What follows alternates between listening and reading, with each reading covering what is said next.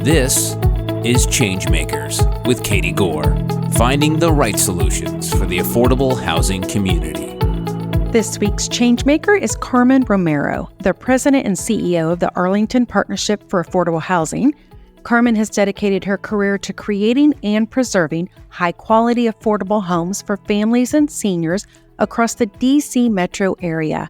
Since joining in 2011, she has overseen the development of over 1,000 new affordable housing units and many more innovative projects currently underway. Carmen, thank you for joining me. Of course. Thank you for inviting me. I'm looking forward to this. Let's start and hear more about your journey to the field of affordable housing. I usually like to start these podcasts this way, and it's such a unique experience to hear how everybody has moved into the path that they currently are. So take us back as far as you'd like to go with how you got into this field. Well, I started in kind of the real estate finance area. Coming out of business school, I got an MBA in finance from Wharton and decided I wanted to do corporate finance and wanted to be in DC because that's where I had done my undergraduate and I loved this town. And settled on really Marriott International, which was based here in this area, and did a lot of sophisticated corporate finance internally, and was part of the 9-person group there, financial planning and analysis, that supported the then CFO that then became CEO of Marriott later, in everything from looking at the kind of real estate pro formas for the new hotels all over the world to consolidating kind of the 5-year growth long-range plan for the consolidated company. And actually, those are tools that I bring to the work of affordable housing today on a quarterly basis. APA does a 5-year look ahead around how many housing units we're going to get started today that will open up in 5 years. Then from there, I worked for a woman who started a public-private partnership division of a very large construction company, Clark Construction, that does billions of dollars of construction all over the country. I was in a group that did more development services using public-private partnership methodologies, writing proposals, etc. Again, on the finance side, but over time, some of our proposals were at this intersection of mixed income on public land with a public use. And I fell in love with the field, really doing my work there. And when I had my third child, I was working there. I decided, I was out on maternity leave. Right after, the 2008, 2009 crisis, a lot of my projects were on hold or killed while I was out on maternity leave. I decided, what am I going to do with the next 15, 20 years of career I have left in me? Where do I want to focus? And I, recognized that I just had this passion for those mixed income projects. I was working on affordable projects. How can I do that? And initially I thought this would be a volunteer thing. So I reached out to this nonprofit, Arlington Partnership for Affordable Housing, offering to be a board member because I didn't know nonprofits could do real estate. I thought nonprofits did nonprofit-y things. I didn't think they were developers, but found out that they didn't need a board member. So then I volunteered my time to help create a pipeline. They didn't have a pipeline of projects that they were pursuing, and that's something that I thought as a volunteer I can unlock.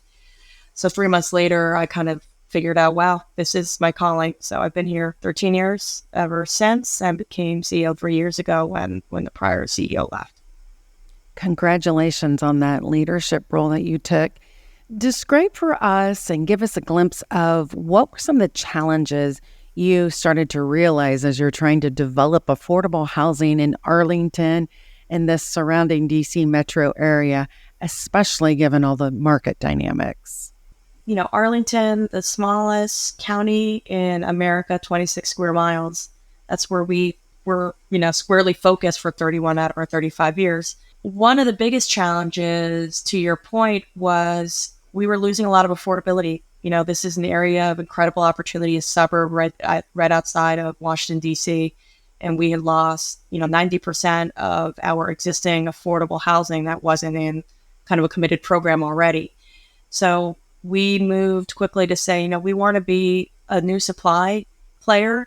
So we went heavy on, then have been heavy on rezoning of our own sites because we owned over a dozen sites in the county, an acre, and became expert at taking a 1 acre piece of land and converting that 29 units to being up to 250 units through this beautiful thing called zoning and new construction.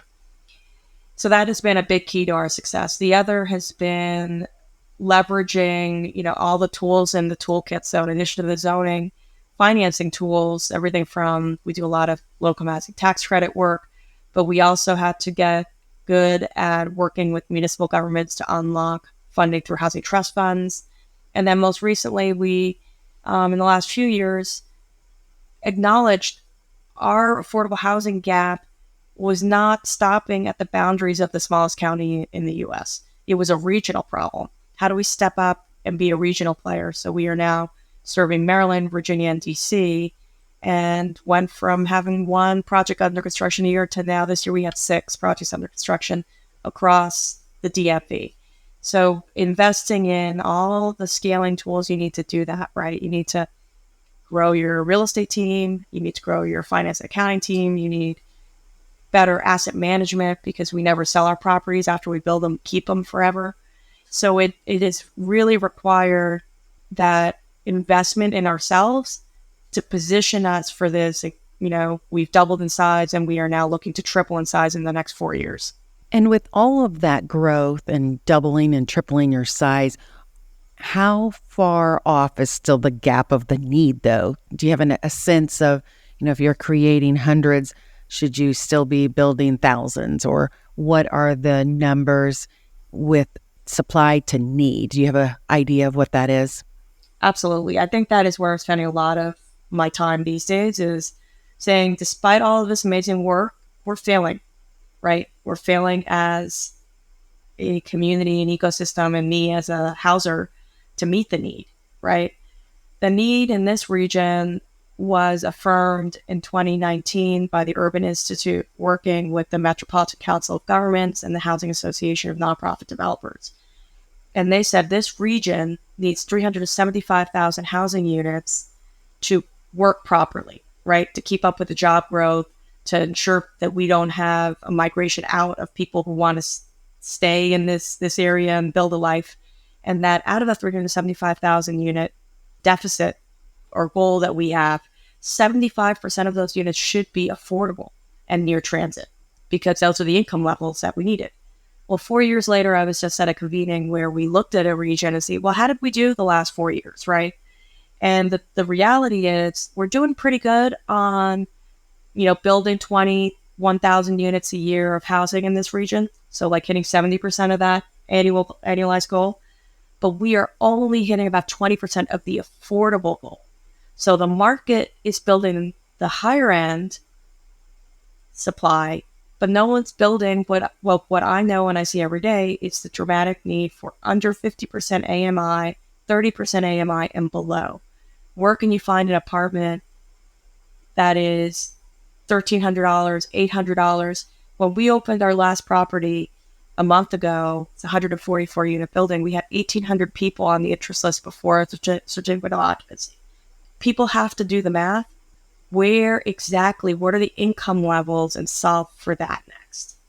And we're really talking about a workforce housing crunch that the city and the region are going to be facing if they're not able to provide these types of affordable options, aren't we? Oh, yeah, absolutely. I mean, I sat at a dinner. I was at a chamber dinner 2 days ago and was sitting next to a GM of a big hotel, and he has 100 employees 3 blocks from where we're based. And he said that is his biggest issue. He has none of his staff is able to live here. They have commutes an hour each way, have to work 2 jobs. So they can only do the AM shift here, so they can go work 1 or 2 more shifts in other places to live. And I see it every day in my portfolio. We're housing to over 5,000 people tonight. 75% of the folks that live in our housing, our income is from wages, right?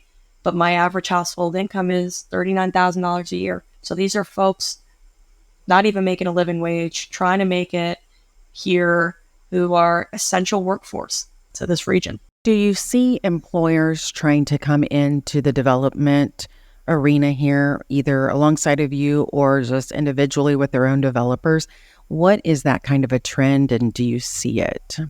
It may be happening in other markets. I don't really see it here. I hear talk of it. I hear instances where people are saying, yeah, that would be a good thing for me to look at. But in terms of folks actualizing that work, breaking ground on workforce deals, I have not seen, certainly not at scale. So it may happen here or there, but it has not been a big part of the equation yet.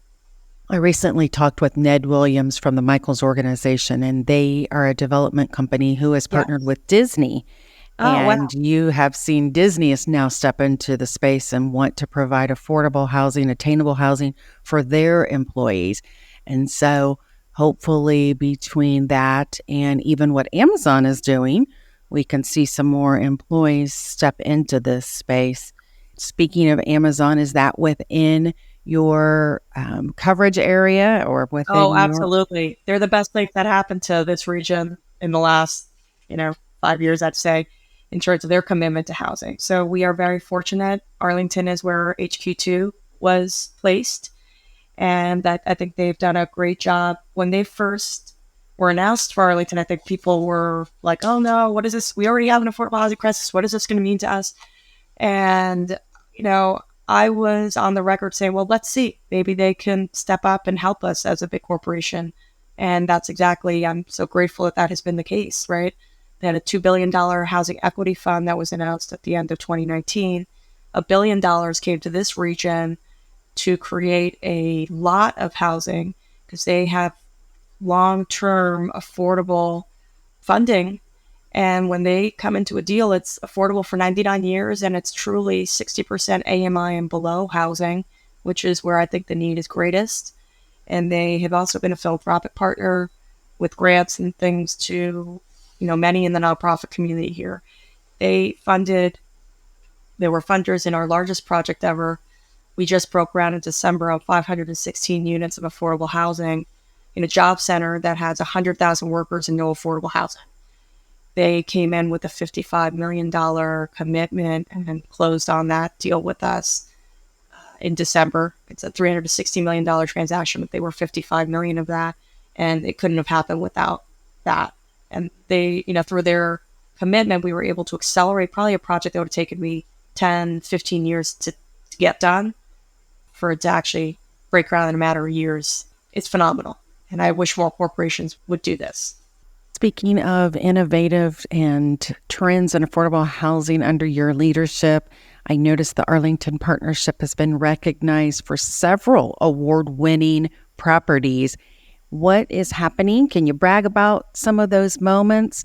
And especially in such a competitive market, this is really a standout. It's one thing to provide this type of housing, but then it's one thing to do it in such a way that you're winning awards and delivering innovation.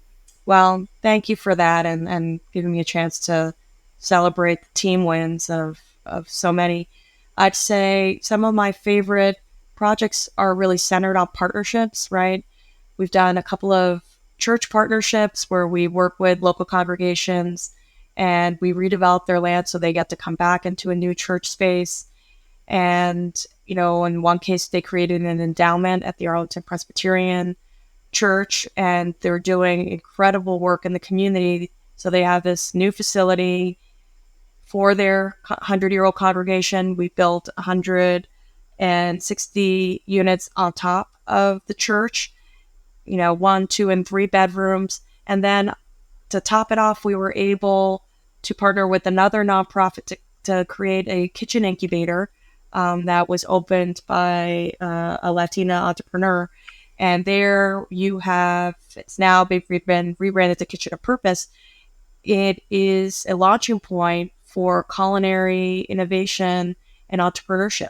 And so that's one example of how you can literally take 1 acre and do so much. We also partnered with a veteran serving organization, American Legion Post, to build the first ever affordable housing with a veteran's preference. That's across the street from the fastest growing university in the state of Virginia, transit, retail, jobs. That opened last year, and 30% of the units are veteran families, and the rest are open to the general public. And lastly, we just opened up another project a month ago, the one I said with 1,800 people on the wait list. We're co-locating housing with a 90-unit daycare center and a church. So we really love that space of all of these projects are on 1 acre of land, all of them. And we love being at that cutting edge of, do you have 1 acre of land in a prime part of, your region? And we are big believers in areas of opportunity, right? So I think in affordable housing, you have people who believe mixed income means it all has to be in the same building. That you're from a policy perspective failing if you can't have, people paying $5,000 a month next to someone who's paying $1,000 on. I think that's great as one model, but the model that we've used and done is, if you're in a high opportunity area and you're going to the same schools and the same transit and the same jobs, we want to maximize the number of affordable units. So if I can get 250 units of affordable housing in this incredibly affluent area, that is a win. That's a mixed income community, and it works beautifully too. So it's not one size fits all to solve this problem. These are all and propositions. And so we love to take people on tours of these properties, because you walk by them, you would never know they were even affordable. They're as nice as the $2 million condos across the street, and we share the same open spaces and the same community. And it's a beautiful thing.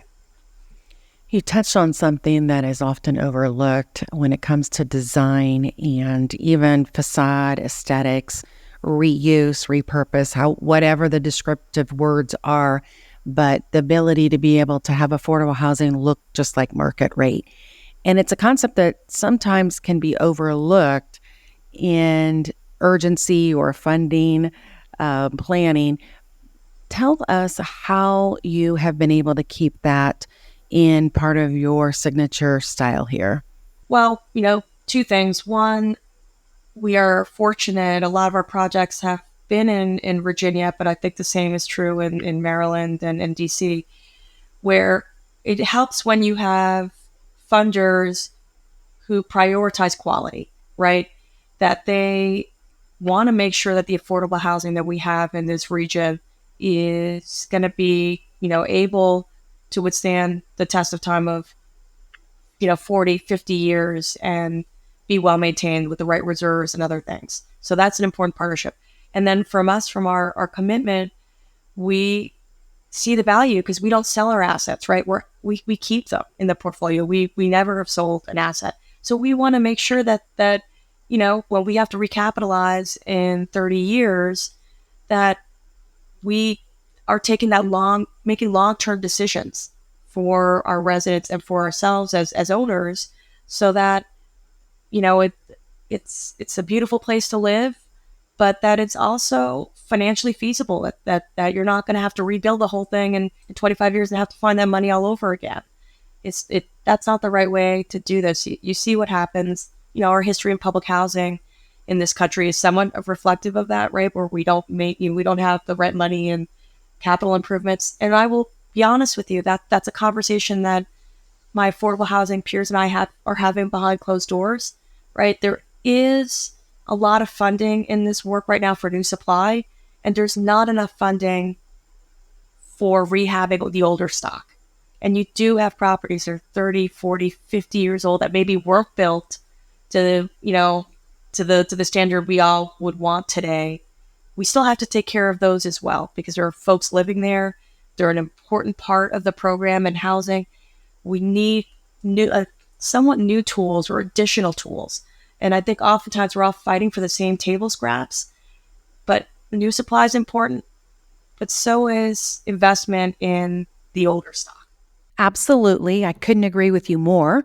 All right, hang on, Carmen. We have to stop here, but coming up on the next time on Changemakers, Carmen Romero will share some of her goals for the future of the Arlington Partnership for Affordable Housing. Being an employer of choice, because this is really hard work.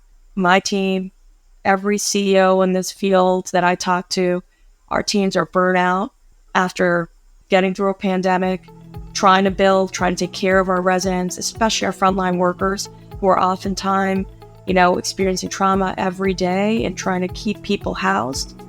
And our property management staff how can we make sure that we are taking care of our people? Thanks for listening to Changemakers with Katie Gore. To find out more about Katie, go to quadel.com. That's QUADEL.com.